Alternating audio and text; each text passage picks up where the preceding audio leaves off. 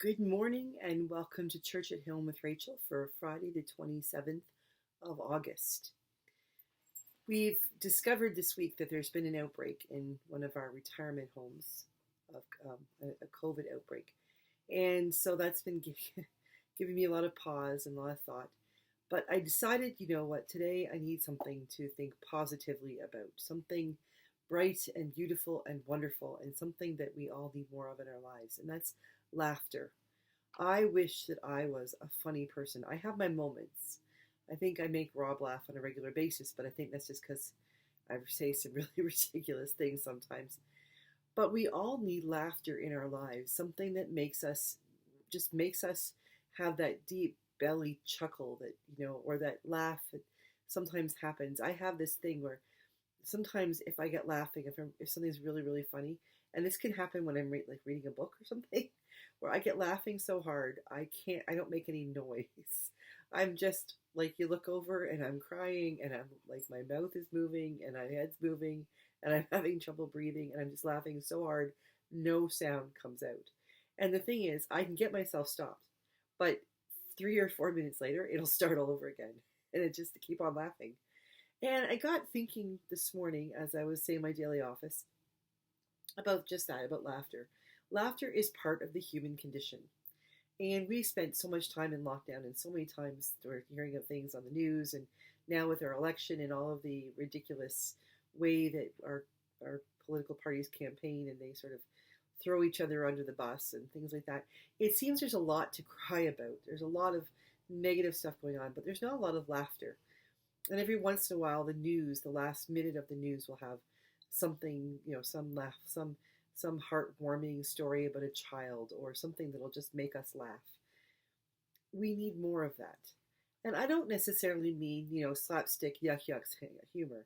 I remember when Rob was sailing on HMCS Toronto in the Middle East on Op Artemis, and the spouses in the group, we had a fairly active military wives or military spouses group. It was all women, and we decided we're going to go out for a Yuk Yuk's in Halifax.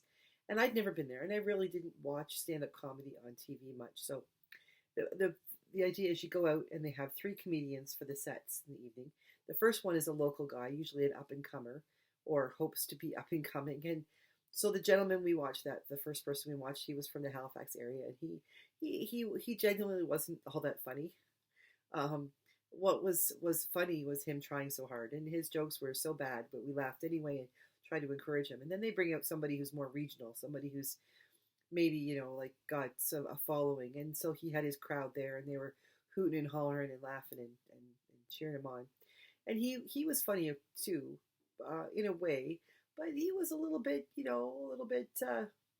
crass, as jokes get when you have to be 18 or older to go to that kind of comedy club. And then the headliner came out, and he was funny. He had lots of stuff that was, made me uncomfortable. And it was a lot of body, like literally body humor, and a lot of body humor, bawdy humor. But some of his stuff was really, really funny. Like so funny, you're still laughing at the last joke as he's launching into the next joke, and that was incredible. What was really funny that night was watching the other ladies sitting around us as they tried not to laugh because they felt uncomfortable. And finally somebody leaned over and said, "What's the problem?" And they said, "Well, Rachel's here and she's a priest." And he said, "That doesn't matter. She's laughing too." And then we all relaxed and everybody laughed through the evening. But laughter makes you feel good. It does incredible things to your body. It exercises your face.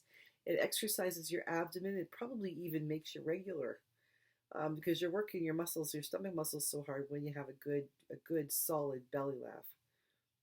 So laughter is a part of life. Laughter is something God gave us a sense of humor. He gave us a funny bone. God gave us the ability and the need to laugh, not just be happy, but to laugh. And I got thinking about that. What about Jesus?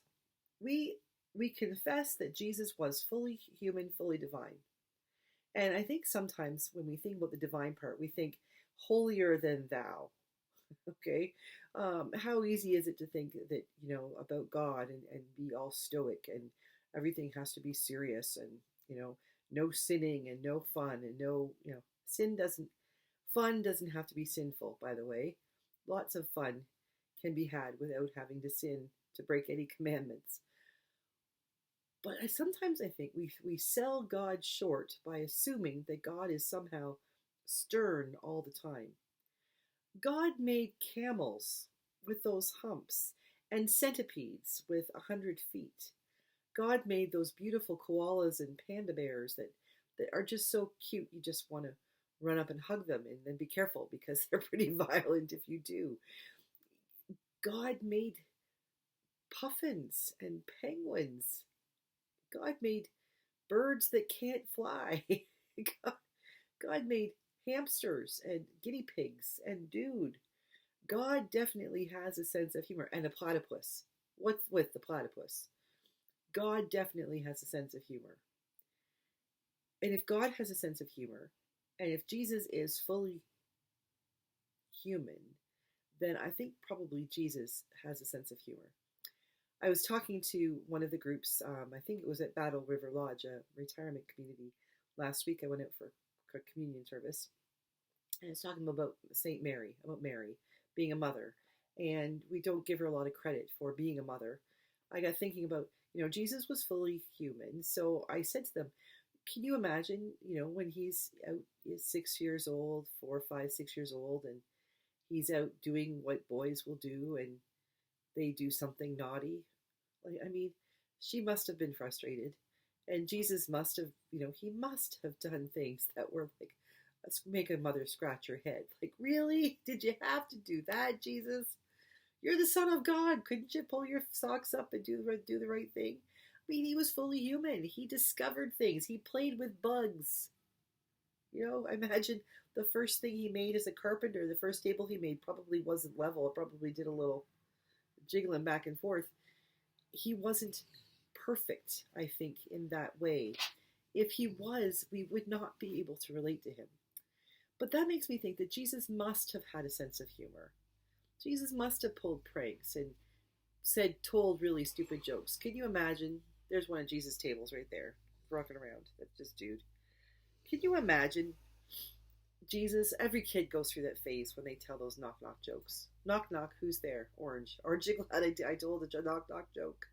Okay, so I'm not good at jokes. But Jesus must have done that. Jesus must have gone through that whole phase of, I'm going to tell you a joke, and then you sit there and you listen as he rambles on, and you never do hear the punchline until he looks devastated that you didn't laugh, and then you laugh, and then he's happy. Jesus must have told jokes. Jesus must have laughed. I imagine that Mary and Joseph and everybody else in their family had a good laugh at Jesus because of Jesus on a regular basis. Even the disciples, I don't think, have any gospel stories about Jesus and the disciples having a real a belly chuckle, a belly laugh going on around the campfire when they're frying up their fish. But I imagine that you get, 12, 13 guys all together who haven't bathed in a while and doing what guys do. And I bet that there was some laughter. I bet there were some moments of, really? I can't believe you just said that. It's okay for Jesus to have laughed. It's okay for Jesus to have told a joke. It's even okay if Jesus told a really bad joke that just didn't make anybody laugh at all. We have to laugh. We have to laugh. Sometimes they say it's better to laugh than cry. I've had lots of those moments where I just, you look at the bright side and you say, if I don't look at this side, then I'm going to be like mired in the muck. So I'm going to go after that. So I encourage you this weekend, find as much as you can to laugh at. Go to the library and pick up a comedian's autobiography. Guarantee you it'll be funny. Trevor Noah's book, Born a Crime, is really serious, but it has hilarious moments in it. Pick that book up and have a look at it. Watch some late night comedians. Do something to remind yourself that life doesn't always have to be so serious. It can really, really fun. So crack a joke. Go on the internet and find some jokes and tell them and see if you've got a funny bone. Make some up your own. Have a stand-up comedy show instead of charades at your next party. Do something to make yourself and others laugh. And I promise you, I can't promise you, I have a hunch that if you laugh, Jesus will laugh right along with you. So have a great weekend. have some fun, share some laughter, and lighten up. God bless everybody. Bye-bye.